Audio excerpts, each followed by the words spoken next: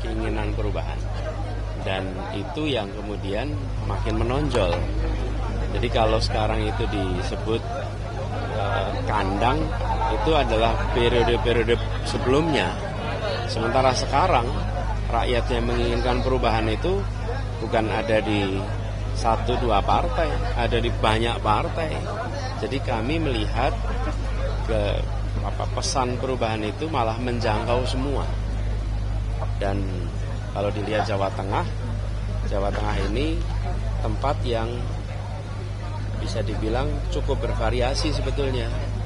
Tidak hanya kandang satu partai. Mungkin ada beberapa kabupaten yang sangat didominasi oleh satu partai. Tapi bukan satu provinsi didominasi oleh satu partai.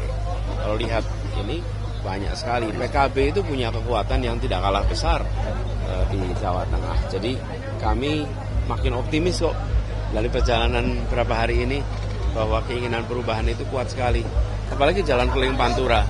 Semua menceritakan kehidupan yang sulit. Kalau udah sulit begitu mereka ingin perubahan.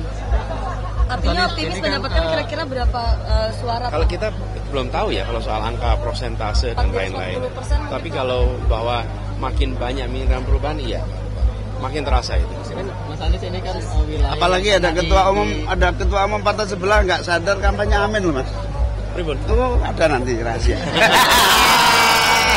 Ini kan wilayah yang pernah dijajaki sama kapten timnas ya Pak Sudirman Said. Apakah ada tugas khusus untuk kapten Pak Sudirman Said? Karena kan beliau sudah berkontestasi. Ya, beliau sekarang sedang di Brebes dan menjangkau masyarakat di Pantura. Dulu Sudirman Said sama Ida itu 41% loh. 42, Jawa Tengah. ya, 14. hampir 42 ya. Hampir 41, hampir 42. Artinya hampir separuh lah ya. Itu luar biasa kekuatannya.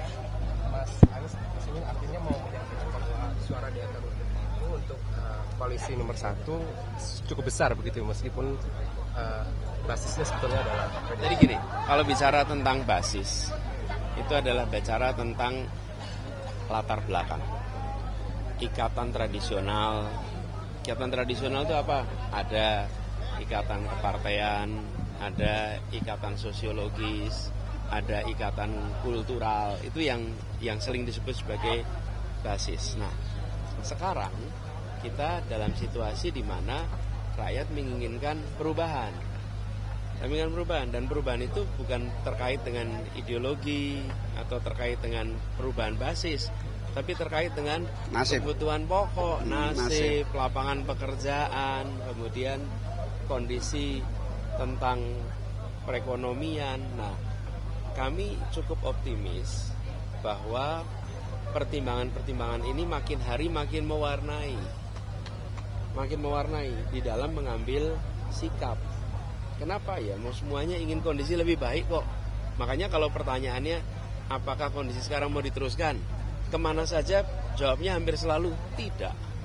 Mau yang kebutuhan pokok harganya mahal? Selalu jawabnya tidak. Ditanya apakah mau harga gabah sekarang termurah terus? Tidak. Mau partai manapun. Di Jawa Tengah ini partai manapun tanya petani. Mau kondisi pupuk seperti sekarang ini berkelanjutan? Enggak ada yang mau. Karena itulah kenapa kami yakin dengan makin kuat pesan tentang perubahan di aspek-aspek yang menyangkut hajat hidup orang banyak yang nyata, insya Allah Jawa Tengah makin hari makin subur. Dan ini Mas, Jawa itu cenderung kalau hidupnya susah itu nggak protes, terima ing pantung. Tapi begitu dikasih tahu perubahan, loh iya maksudnya itu. Artinya apa? Silent hope. Harapan yang diam ini hari ini mulai muncul di mana-mana. Jawa Tengah ini insya Allah harapan perubahan itu mulai kelihatan lah. Sudah nggak dilihat partai apapun saya kira. Mas Anies sama Caimin kan baru ini strategi total football di enggak lah, dulu kita di Jawa Timur keliling bareng. Di Jakarta juga bareng. Berkali-kali kok kita bareng. Ini ada kejadian juga nih. Contoh, saya tidak sebut nama kabupatennya. Ketika awal tahun lalu kita mendorong gagasan perubahan di tempat yang bukan basis kita sama sekali. Ditolak. Kuat ditolak. Tidak tertarik, ditanyain politik identitas, ditanyain macam-macam. Sebulan ini semua yang dulu tidak mau, hari ini pada pakai kaos amin. rame-rame Pak Samin. Dan itu menurut kami adalah satu proses pembelajaran, memang perlu waktu. Dari awal tahun sampai sekarang itu kan ya 11 bulan gitu. Itu di Indonesia bagaimana? Di sinilah gitu, di mana gitu. Jawa Tengah. Nah ya cukup. Terakhir